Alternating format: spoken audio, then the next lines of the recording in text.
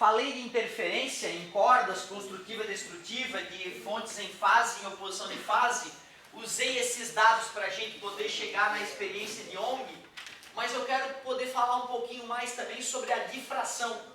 Eu quero comentar um pouquinho mais sobre a difração.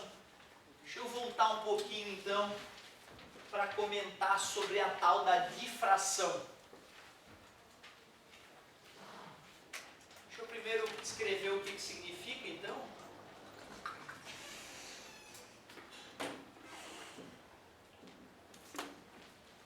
É a capacidade de uma onda contornar obstáculos. Difração é a capacidade de uma onda contornar obstáculos. Para que a difração seja perceptível, o obstáculo tem que ter um tamanho equivalente ao comprimento de onda.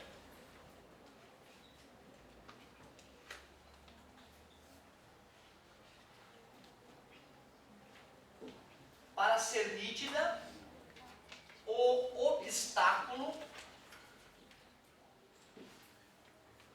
deve ter tamanho equivalente ao comprimento de onda. Por isso que a gente não vê a luz difratando quando passa pela porta, né? A luz passa pela porta, a sensação que dá é que forma uma linha reta onde a luz passou. Mas isso é porque a porta tem 80 centímetros ou 1 metro de largura, enquanto a onda luminosa tem 500 nanômetros de comprimento de onda. Por isso que para que a experiência de ONG ocorra, tu tem que ter obstáculos nanométricos para a luz, não obstáculos grandes. Para ser nítida, quem, professor? A difração. Para a difração ser nítida, o obstáculo deve ter tamanho equivalente ao comprimento de onda. Uma boa maneira de tu fazer esse experimento de ONG em casa, dá para fazer, por incrível que pareça, tá? Tu usa como fonte de luz aquele laserzinho vermelhinho do I99, aquele apontador de projetor, né, que os professores às vezes devem usar com vocês. Aquela luz é monocromática e é polarizada. Então custa, né, R$1,99 ali. Comprou aquele aparelhinho, pega 2 fios de cabelo. O fio de cabelo não é nanométrico, mas ele tem um tamanho bem pequenininho. Pega 2 fiozinhos de cabelo, pega um durex e prende os 2 fiozinhos de cabelo bem próximo do outro. Ó, passa um durex aqui, deixa os fiozinhos de cabelo quase encostando um no outro. E aí pega o teu laserzinho, pega essa frestinha feita com os 2 fios de cabelo, pega o laser, liga o laser ali, faz o laserzinho passar pela frestinha e mira isso desliga a luz do teu quarto e mira isso na parede do teu quarto. Aí é só tu te aproximando. Vai te aproximando da parede, daqui a pouco, em vez de tu ver 2 sombras de luz, tu vai ver uma franja luminosa, certo? Que é a experiência de ONG. Então nem dá para acreditar, né? Apenas 2 fios de cabelo vão fazer o papel de fresta, de obstáculo. No início tu vê 2 marcas escuras na parede e a parede avermelhada atrás. São as sombras dos teus fios de cabelo.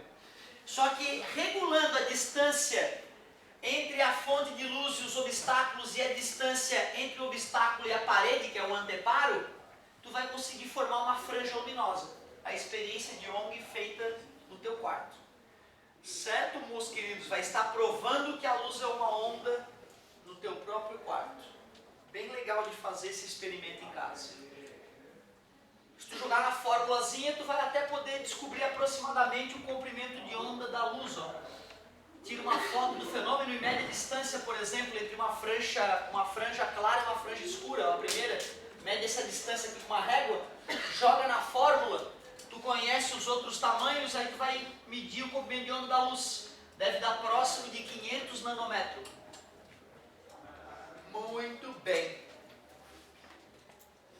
Mas tem um outro detalhe que o vestibular cobra. Além de tu saber o que é a difração, o vestibular cobra o que explica a difração. Como explicar o fato de uma onda contornar um obstáculo. E isso é explicado explicado pelo princípio de Huygens. Deixa eu fazer esse comentário também. Se nós estivéssemos vendo uma onda difratar numa piscina, por exemplo, nós poderíamos perceber dois tipos clássicos de difração. Gerei uma onda que tem cristas e vales, cristas e vales. Aí a minha piscina tem um bloqueio numa certa parte que não deixa a onda atravessar aquela parede que se ergue acima da linha da água. Nós perceberíamos que quando a onda atingisse esse obstáculo, ela ia começar já a contornar o obstáculo antes de atravessá-lo, inclusive. E depois nós perceberíamos a onda se espalhando por toda a piscina. Como explicar o fato de a onda estar indo em linha reta e de repente ela começa a fazer uma curva e se espalha pela piscina? O que explica então a difração é o princípio de Huygens. Então vamos chamar de explicação da difração.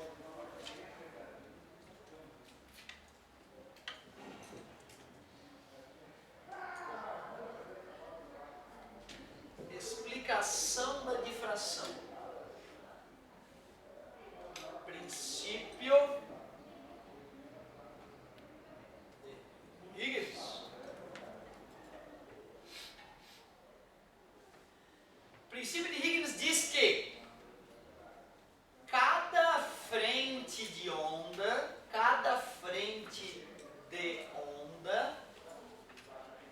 se comporta como uma fonte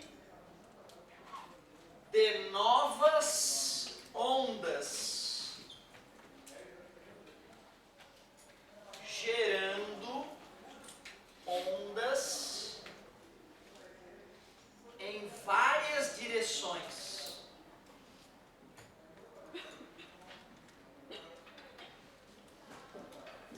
Esse é o princípio de Huygens.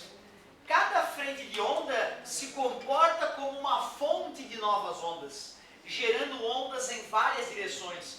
O que ele quer dizer é que essa partezinha da onda, ela gera onda em várias direções, assim como toda a parte da onda. Isso já acontecia antes, mas isso acontecendo antes, as ondas se encontravam na próxima frente de onda. Como aqui nessa beiradinha não tem mais a frente de onda na esquerda, aí a gente percebe a ondinha secundária se formando e se espalhando. Então, o que explica o fato de uma onda conseguir contornar um obstáculo, ou seja, difratar, é o fato de cada frente de onda se comportar como uma fonte de novas ondas, gerando ondas em várias direções. O vestibular, volta e meia, cobra esta consciência do aluno. Saber que as ondas difratam porque as frentes de onda geram novas ondas. Princípio de Huygens, ou Huygens, não sei a pronúncia. Sempre pronunciei de um jeito, depois na faculdade os caras pronunciam diferente, né? A gente fica cabreiro. Fenômenos ondulatórios, mais um foi. Cheguei a comentar com vocês sobre a polarização. Então vamos falar de polarização, já que a gente estava usando ondas polarizadas, né? Polarização. Polarizar uma onda é obrigar que suas vibrações ocorram em apenas uma direção.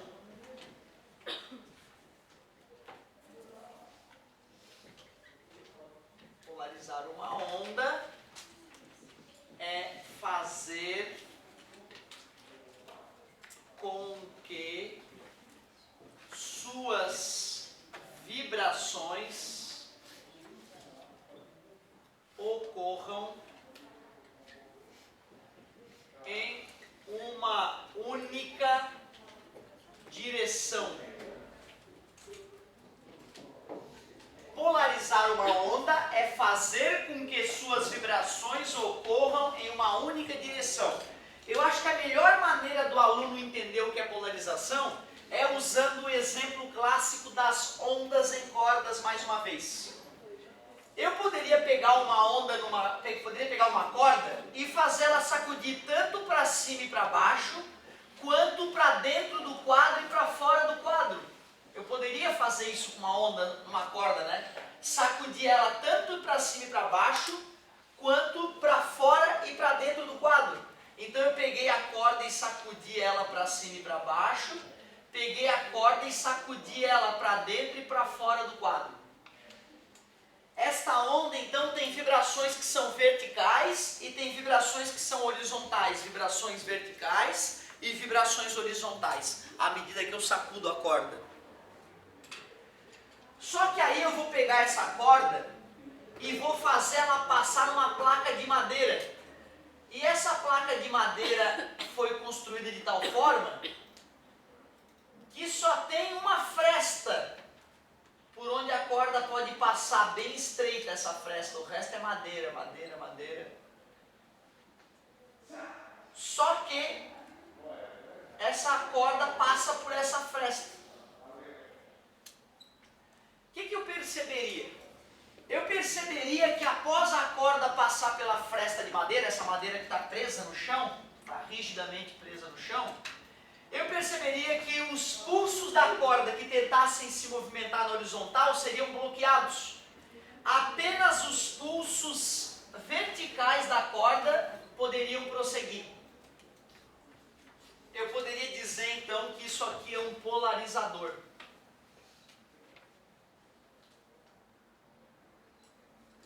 Polarizador, então, é o objeto, é o equipamento que vai fazer com que as vibrações da onda ocorram em uma única direção. Polarizar uma onda é isso, é obrigar que as suas vibrações ocorram em uma única direção. Atenção, hein? O vestibular adora cobrar essa passagem aqui, ó. Apenas as ondas transversais são polarizáveis.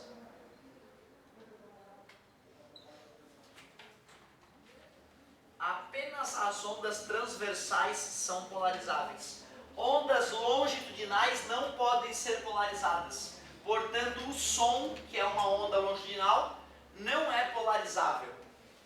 Polarizador é o objeto que polariza uma onda, que obriga a onda a vibrar em apenas uma direção. Professor, Pois não. ele está movimentando a corda na horizontal, como que vai ficar o movimento? Se está só assim, Ah, não vai ficar, vai ser bloqueado. vai ser bloqueado. Então aí a corda vai parar de vibrar. A partir daquele momento a corda não vibraria mais. Ótima observação. Então tu vê, né? O polarizador pode acabar bloqueando a onda se as vibrações ocorrerem em direção perpendicular à direção na qual o polarizador está disposto. Ótima observação. Inclusive, é comum a gente acrescentar um segundo polarizador nesse caso na onda, na corda. Para eu ter certeza que o primeiro polarizador está funcionando, eu poderia pegar uma segunda placa de madeira com um orifício na horizontal e fazer essa corda passar por esse segundo dispositivo, né? Aí eu poderia ficar analisando a corda que passa pelo segundo dispositivo. Se chegar alguma vibração nessa segunda parte, eu saberia que o primeiro polarizador não está funcionando. Concorda comigo? Usar o segundo polarizador perpendicular ao primeiro, então o primeiro polarizador está na vertical, só vai deixar ondas que vibram na vertical atravessá-lo. Aí eu pego um segundo polarizador e boto na horizontal. Se alguma onda passar por esse segundo polarizador, eu descubro que o primeiro polarizador está quebrado. Esse segundo polarizador é chamado no laboratório de analisador.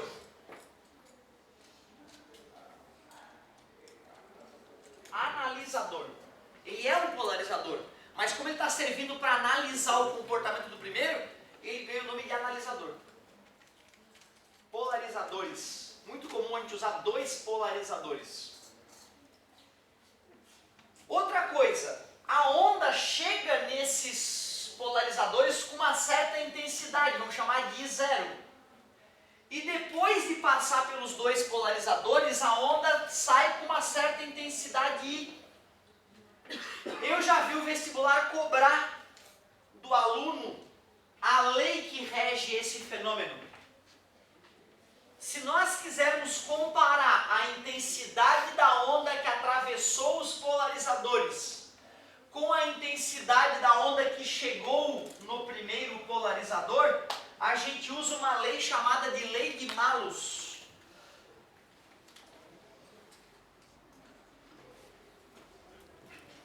A lei de Malus ela é bem simples de escrever.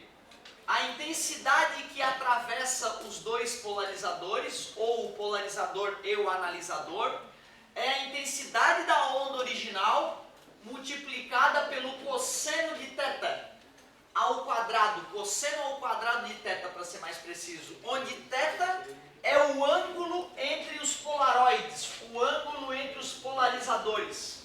Então eu vou chamar o polarizador, o primeiro polarizador de 1, o segundo polarizador de 2, ou de A e B, A e B. Aí eu poderia dizer que tem a direção de polarização do polarizador A e tem a direção de polarização do polarizador B.